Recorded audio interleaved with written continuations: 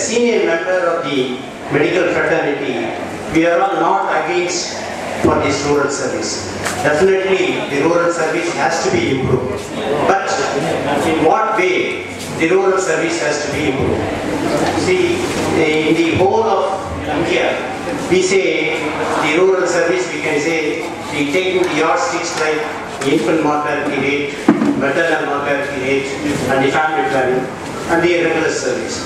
So how a house surgeon who has not got his degree can improve all these points? So instead of that, if you can post specialists like gynecologists or pediatricians or general physicians, so they can definitely improve all these qualities. And another thing, before getting MBBS degree, we are posting the trainee students to work in the rural service. As most of the speakers told, if something happens to the patient, this is, as Dr. Balasubramanian said, this is an area where the legal complications can arise.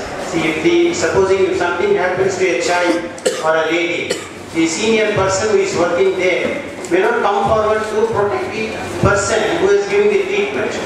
As in the tertiary center, we are always in closely helping the trainees to assist all these things. So this problem should be always taken into account.